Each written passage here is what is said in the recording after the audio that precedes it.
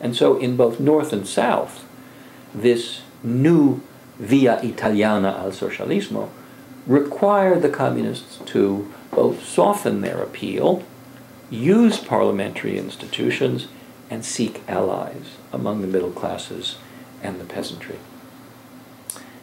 This was staring me in the face. It was a mechanism. It wasn't a structure. There was a common mechanism of attempting to broaden the party's appeal and soften its ideology, operating in both North and South. Yet I was blinkered by a structuralist epistemology that led me to ignore the really interesting finding, which was that the same party strategy interacting with two different structural backgrounds produced wildly different results. And it was only when I revised my dissertation and I began to understand the strategic mechanism of alliance building and parliamentary politics that was interacting with the structural background to produce these very different levels of political success in North and South. I still didn't know to call it a mechanism. I was still talking the language of structuralism because that's what social scientists were doing at the time, particularly social scientists like myself that had come out of a kind of a neo-Marxian and a Gramscian background. It was only after I finished my third book, which was Democracy and Disorder, that I began to think more seriously about the mechanism approach. And as is often the case, it was in reaction to something I didn't like that was developing in the social sciences that led me to this. It was in reaction to the widespread rejection of structuralism and its substitution by a much more culturalist approach that I began to think in terms of mechanism. Now, we're not here to talk about the entire cultural turn in the social sciences. I'm sure you and our listeners are going to know as much about it as I do. But the 1980s and the 1990s, even more so, saw a widespread rejection of structuralism and a substitution of a far more culturalist, even a phenomenological approach to social processes. I was uncomfortable with that. I was uncomfortable, first of all, with the rejection of structuralism, but I was also uncomfortable with the degree of contingency that these new phenomenological culturalist approaches seemed to take.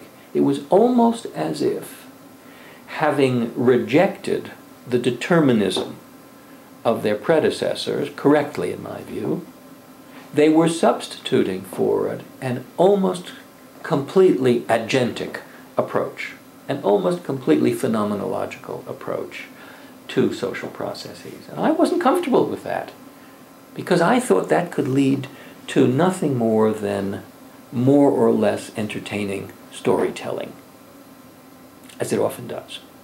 I also worried that it could lead to a dismissal of the comparative method, which was something I was very much wedded to. And it was about that time that I got together with Tilly and McAdam, and we found, among the three of us, coming from very different backgrounds, a very similar dissatisfaction with what was going on in the social movement field.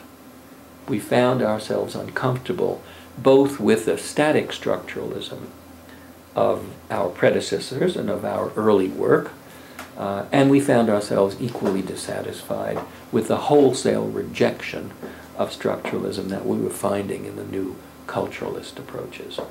And among the three of us, we fashioned an approach that was far more attentive to the mechanisms connecting independent and dependent variables than to either those independent variables themselves or to an agentic culturalist approach to the outcomes. Now that's really, really fascinating. When I try to characterize the big disputes within the social sciences about methodology, I think commonly the kind of way of differentiating is between quantitative and qualitative, where qualitative is sort of ethnographic and interpretative. And I argue that it's a three-shaped pie. It's a pie with three slices.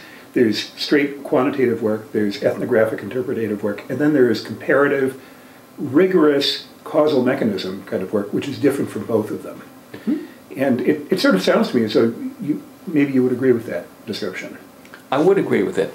And I think far too much attention has been given to the quantitative-qualitative divide, although in my own discipline in political science, that seems to be losing strength. It seems that people are beginning to be far more interested, first of all, in mixed methods, and second of all, it seems that there is a growing appreciation for the study of mechanisms and processes, to the study of the how of social processes, rather than simply a correlational analysis between what came first and what comes after.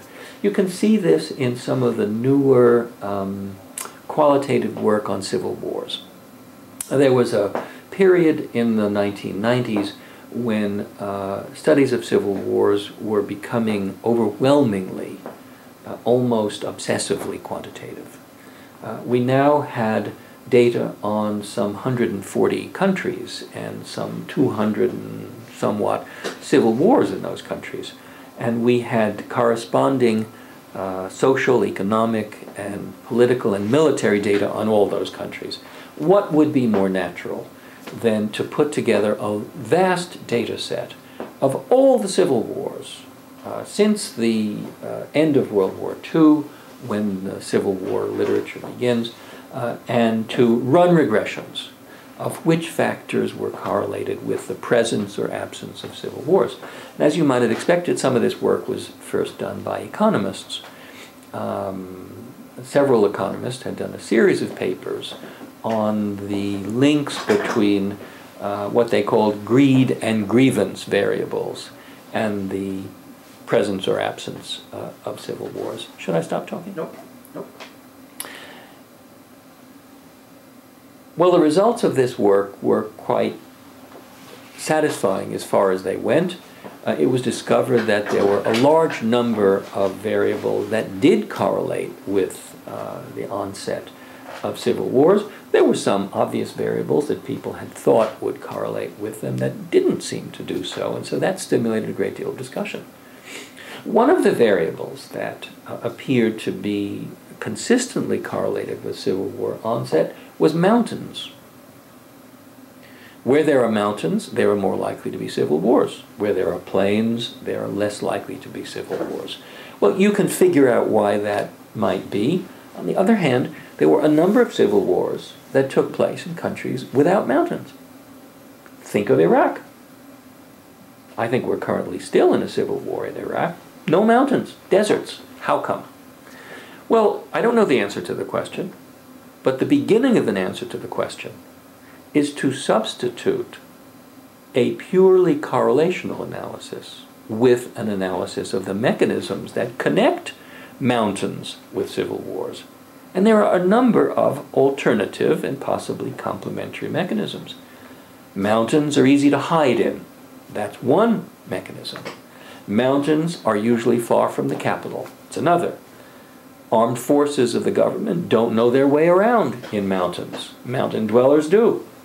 But then there are a whole number of potential mechanisms that have to do with the nature of mountain communities. Mountain communities are usually small. They're tightly organized. Everybody knows everybody else. Therefore, it's possible that social control leads to enforcement of support for civil wars. It's possible that solidarity among neighbors and friends and relatives leads to it. In other words, underlying the correlation between mountainousness, which is a quantitative factor, and civil wars, which is another quantitative factor, there are a number of potential mechanisms. And social science only begins the task of understanding the dynamics of civil wars if we lay out what the actual correlations are.